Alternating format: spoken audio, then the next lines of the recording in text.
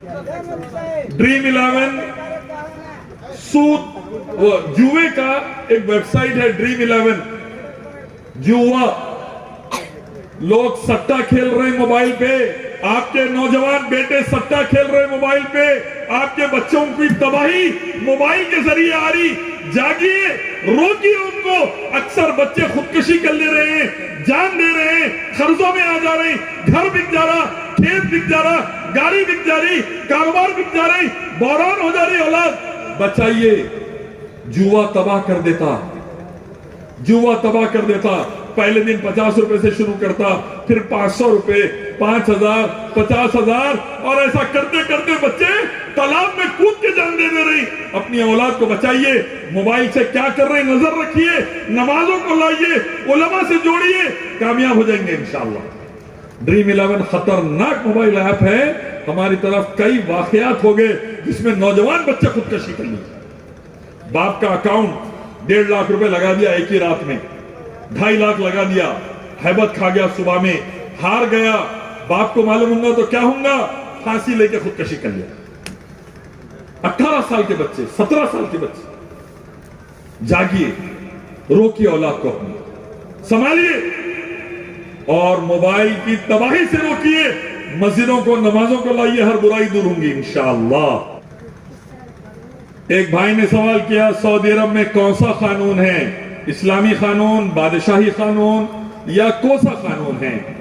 भाई, सऊदी अरब के अंदर जो निजाम बादशाहत का है, दाऊद अलैहिस्सलाम के बेटे सुलेमान अलैहिस्सलाम बादशाह, दाऊद अलैहिस्सलाम बादशाह, वैसे ही हजरत माविया रज़ियल्लाहु अन्हु को अमीर माविया बोलते, उनकी भी माशाअल्लाह बादशाह है। तो कुरान सही अहादीस में बादशाहत को हराम नहीं करार दिया गया, मलुकियत की भी पूरी गुंजाइश है। शर्त यह है कि अल्लाह उसके नबी के अहकाम को नाफिज किया जाए, तौहीद और सुन्नत और शरीयत को लागू करे, शिर्क बिदात और हराम को खत्म करे। सऊदी के जो फाउंडर है, 3rd सऊदी स्टेट के, तीसरे सऊदी मुमलिकत के अब्दुल अजीज रहमतुल्लाह अलैह आले सऊद, तौहीद और सुन्नत और शरीयत को नाफिज करे, शिर्क बिदात और हराम को खत्म करे। अब्दुल वहाब रहमतुल्लाह अलैह की नस्ल आलू शेख के साथ मिलकर, और अल्हम्दुलिल्लाह आज भी सऊदी अरब में 85%, 80 से 25% इस्लाम नाफिज है।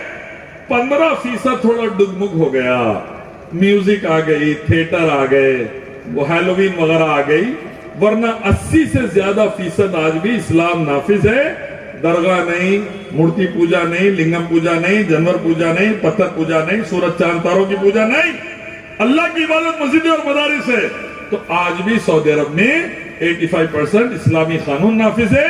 अल्लाह से दुआ करते हैं कि जो बुराइयां आई है अल्लाह उसको खत्म कर दे वहां से अल्लाह, और पूरा इस्लाम अल्लाह नाफिज करा दे परवरदिगार। उम्मीद है भाई का सवाल का जवाब दे दिया। एक सवाल सर, हमारी मुस्लिम कम्युनिटी में कौन ऐसी कमियां और खामियां हैं जो मीडिया का रोल या कोई ऐसा इस्लामिक चैनल नहीं है जिसके थ्रू से? भाई ने बेहतरीन सवाल किया कि मुसलमानों में ऐसी क्या कमी है कि हमारे पास मीडिया नहीं है। इस्लाम के दुश्मनों के पास 500 चैनल है। कितने? इस्लाम के दुश्मनों के पास 500 चैनल है और उस पे कम से कम 3000 एंकर बैठकर इस्लाम के खिलाफ जहर फैलाते हैं। हमारे पास 5 चैनल भी नहीं है और हमारे पास 5 एंकर भी नहीं। क्यों? क्या मसला है? मसला यह है मेरे भाई, हम अल्लाह के हुक्म और फजल से बेहतरीन मस्जिदें बनाए, अल्लाह कबूल कर ले, मदरसे बनाए, अल्लाह कबूल कर ले, लेकिन मस्जिदों और मदरसों में तालीम क्या दी जाती, उसको फैलाने के लिए हम चैनल नहीं बनाए। सामने वाला चैनल बना के इस्लाम पर इल्जाम लगा के बदनाम कर रहा, मुसलमानों को बदनाम कर रहा, उन्हें हजारों करोड़ खर्चा करके चैनल बना के करोड़ों लोगों में इस्लाम के खिलाफ जहर फैला रहा। हम मस्जिद मदरसे बना के खामोश बैठ गए, चैनल नहीं बनाए। मस्जिद के अंदर क्या पढ़ा रही, मदरसे में क्या पढ़ा रही, कुरान में क्या हुक्म है, हदीस में क्या हुक्म है, तौहीद क्या है, सुन्नत क्या है, तौहीद और रुबूबियत, अस्मा और सिफात और इबादत क्या है, जिहाद के मसाइल क्या है, निकाह के मसाइल क्या है, तलाक के मसाइल क्या है, हम नहीं फैलाया। इसीलिए डिबेट में मेरे से पूछ रहे एक जने, 3 तलाक देते तुम्हारे को जेल में डाल डालेंगे। मैं बोला एक साथ 3 तलाक दिए तो तलाक नहीं होती, नहीं फिर भी तुम 3 तलाक देते जेल में डाल डालेंगे तुम्हारे को। मैं बोला 45 साल पहले बीवी को छोड़ के भाग गए, उनको क्या करेंगे? कौन? आपके गुरु बोला मैं, चाय वाले फकीर, 45 साल हुआ बीवी को छोड़ के भाग के। बोला नहीं उनका बाद में देखेंगे। मैं बोला 20 मिलियन 2 करोड़ ऐसे गैर मुस्लिम भाई है जो बीवियों को छोड़ के भाग गए, औरतों की जिंदगी बर्बाद कर दिए, उनका ख्याल नहीं आ रहा। सिर्फ चंद हजार मुसलमान औरतें हैं, दिन रात मीडिया पे चिल्ला रही। क्या बात भाई? बोले नहीं आप 2-2 3-3 शादियां कर लेके औरतों की जिंदगी तबाह कर रही। कौन बोले तबाह कर रहे? मेरे को 2 बीवियां हैं, मेरे छोटे भाई को और एक 2 है, उससे छोटे को 3 है। हम अपनी बीवियों को राशन भी दे रहे, अल्हम्दुलिल्लाह अल्लाह के फजल से, कपड़ा भी दे रही, बच्चे भी दे रही। आपके गुरु चाय वाले ना राशन दिए ना कपड़े दिए, बच्चे तो उनके बस की बात ही नहीं थी।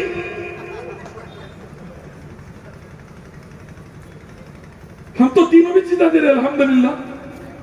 ये जवाब देने के लिए मीडिया रहना मेरे भाई, इंशाल्लाह। क्या रहना? नहीं तो मौली साहब का मालूम ना, चक्कर आके गिर गए तो सुनाया, देखिए याद रखो, मीडिया रहना। तो भाई जैसा मस्जिदों पर मेहनत हुई, मदरसों पर मेहनत हुई, इंशाल्लाह मीडिया पर भी मेहनत होंगी, इंशाल्लाह दीन को फैलाने के लिए, इंशाल्लाह अल्लाह उसकी तौफीक दे उम्मत को।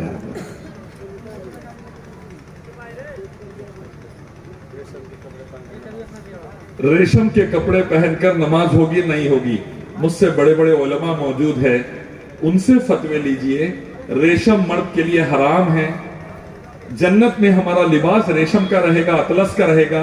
दुनिया में मर्द के लिए अल्लाह ने सोना रेशम को हराम करार दिया, तो आप रेशम पहनकर नमाज नहीं पढ़ा सकते, रेशम पहनकर घूम भी नहीं सकते, हराम है, जायज नहीं। तिजारत और सूद में क्या फर्क है? बहुत अच्छा सवाल।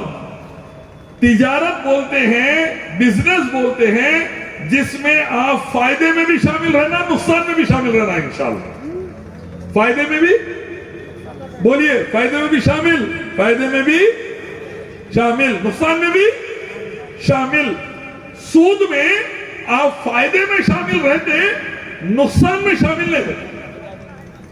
बैंक आपको 5 लाख रुपए देता, आप लेकर खेती बाड़ी करते, खूब फसल आती, पहले साल 3 लाख कमाते, बैंक 1.5 लाख ले लेता, 1.5 लाख आपको दे देता कमाई के। दूसरे साल सैलाब आ जाता, फसल डूब जाती, नुकसान हो जाता, बैंक बोलता मेरे को नहीं मालूम, मेरे पैसे दियो, खुदकशी करो, मेरे पैसे दियो।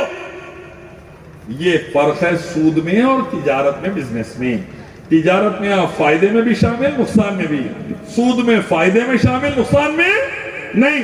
अल्लाह फरमाते हैं सूरह बकरा दूसरा सूरा 275, अल्लाह ने तिजारत को हलाल किया है, सूद को हराम किया है, और इसके बाद जो सूदी लेन देन करेंगे अल्लाह उसके नबी से जंग के बराबर गुनाह है, अल्लाह उसमें नुकसान दे के रहेगा। अल्लाह के नबी फरमाते सूद का लेने वाला, देने वाला, लिखा पढ़ी करने वाला, गवाही देने वाला, सवारी देने वाला, मशवरा देने वाला, रास्ता बताने वाला, सब बराबर के गुनहगार। आखिरी दर्जे का गुनाह सूद का लेना देना सगी अम्मा के साथ मुंह काला करने के बराबर, सगी मां के साथ जिना करने के बराबर गुनाह, बिस्तर हम बिस्तर होने का गुनाह। तो गाड़ी घोड़े पे, घरों पे सूद लेंगे नहीं लेंगे?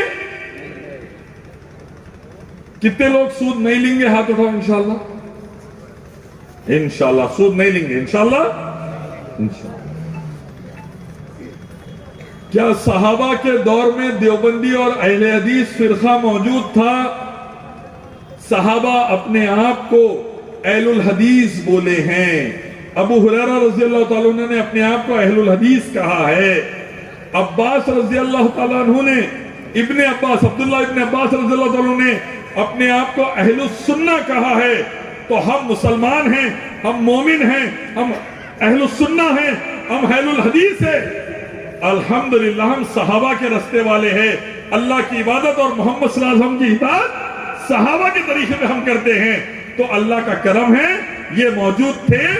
दूसरों की गारंटी नहीं है भाई, दूसरों की गारंटी नहीं। उम्मीद है सवाल का जवाब दिया। अल्लाह ताला से दुआ है, अल्लाह ताला तमाम कहने सुनने वालों को ईमान वाली जिंदगी और ईमान पर मौत दे और दोनों जहां में कामयाबी नसीब फरमाए। अल्लाह ताला हमारे परेशानी और मुश्किलात, तकालीफ, कर्जों और हर किस्म की बौरानगी को खत्म करे। अल्लाह हमारे बच्चे बच्चियों के निकाह, कारोबार, नौकरियों को आसान करे। अल्लाह दीन और दुनिया की दौलत से नवाजे। अल्लाह ताला दोनों जहां में कामयाबी दे और अल्लाह ताला तरक्की अता फरमाए। आमीन या रब्बल आलमीन।